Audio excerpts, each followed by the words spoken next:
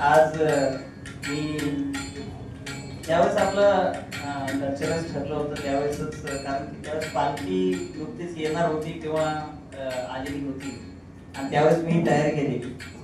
तर आपल्या ह्या महाराष्ट्राच्या सर्व परंपरेमध्ये सगळ्यात मोठी आपण ज्याला आपण एक परंपरा म्हणू शकतो ती वारी आपल्या सगळ्यांना माहिती आहे. परंतु वारीचं महत्व काय आहे, ती का काढली जाते याच्याबद्दल मला नाही वाटत की AI आपल्यामधल्या AI शिवाय आपल्याला माहित असेल. परंतु त्याच्यासाठीच मला असं वाटलं की या निमित्ताने आपल्या सर्वांना जे अमराठी आहेत ज्यांना काही माहित नाहीये, पण मराठी जरी अमराठी असतील तरीही आपण आपल्या संस्कृतीचा भाग आहे. तर संत ज्ञानेश्वर आणि संत तुकाराम यांच्या वारीमध्ये ही वारी का काढली जाते, कारण की विठ्ठलाच्या भेटीला, म्हणजे तसं बघायला गेलं तर विठ्ठल हे विष्णूचंच एक रूप आहे.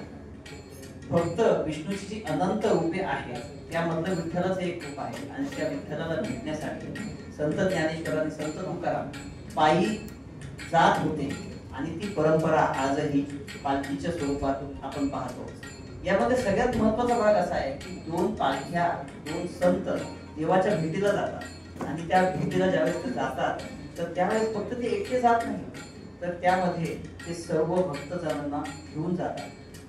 मित्रांनो, याच्यामध्ये सर्वात महत्वाची गोष्ट ही आहे की आज आपल्या संस्कृतीला आपण जपत नाही, कारण की आपल्याला आपल्या संस्कृतीची किंमत नाही.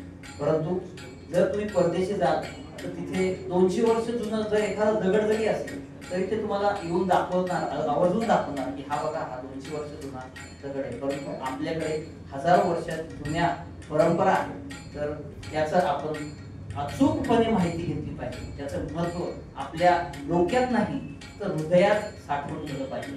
आणि हे फक्त महत्व नाहीये तर ही आपल्या संस्कृतीचा वारसा आहे. तर या निमित्ताने जे अभंग लिहिलेला आहे तर तो अभंग, त्या अभंगाच्या रूपाने मी पालखी आपल्या पालखी आणि त्याचं महत्व आपल्या समोर सादर करणार आहे. तर अभंग, हा जो अभंग लिहिला आहे संत चोखामेळाने लिहिला आहे आणि त्यांनी हा लिहिलेला जो अभंग आहे त्याच्यामध्ये अख्ख्या पालखीचं दर्शन तुम्हाला घडेल.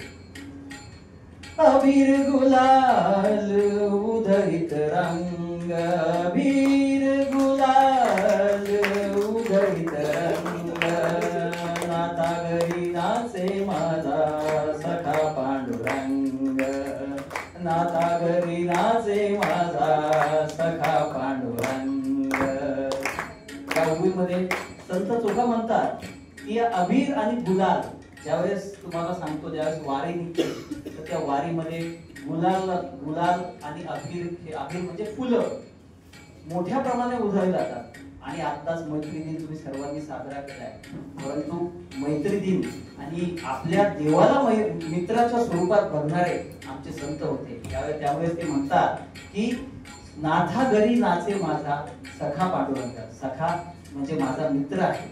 म्हणजे किती मोठी गोष्ट या दोन ओव्यातनं सांगितलेली आहे. त्याच्या पुढे संत चोखा म्हणतात की उंबरठ्यासी कैसे शिवू आम्ही जातीहीन, उंबरठ्यासी कैसे शिवू आम्ही जातीहीन, रूप तुझे कैसे पाहू त्यात आम्ही लीन, रूप तुझे कैसे पाहू त्यात आम्ही लीन, आयरिशी होऊ रंग, आयरिशी होऊ रंग, गाऊनी अभंग,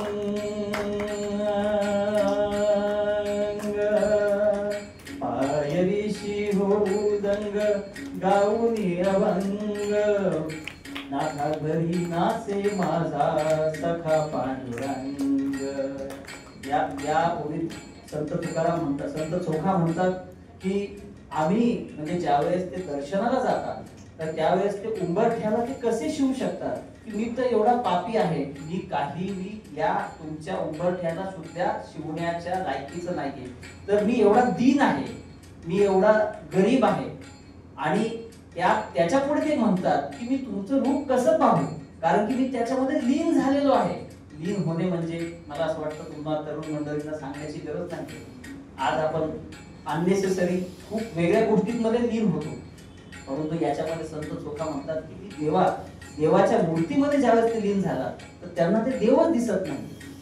आणि ते म्हणतात की मी पायरीशी, जे म्हणजे विठ्ठलाच्या पायरीशीच दंग होऊ, म्हणजे पायरीलाच ते पायरीच्या तिथेच ते दंग होऊन अभंग गात आहे आणि त्यांना तिथेच आनंद मिळतोय. तर अशा पद्धतीने संतांचे अभंग प्राकृत भाषेमध्ये लिहिलेले आहेत आणि त्यांचं खूप चांगलं महत्व आहे. आपण इतरही गाणी ऐकतो, इतरही मनोरंजनाचे कार्यक्रम ऐकतो, परंतु या निमित्ताने कधी तुम्ही जर सकाळी लवकर उठला तर कधीतरी एखादा अभंग जरूर ऐका. आणि ते अभंग फक्त ऐकू नका, तर तुमच्याकडे आजकाल गुगल आहे, AI आहे, तर त्याचा अर्थ तुम्ही समजून घ्या आणि ज्या पद्धतीने या संतांनी ज्या पद्धतीने हे अभंग दिले आहे त्या पद्धतीमध्ये तुम्ही लीन व्हावं हीच माझी इच्छा आहे. धन्यवाद.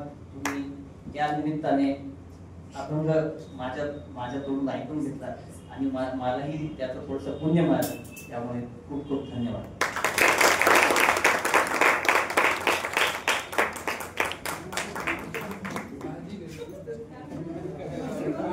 Thank you.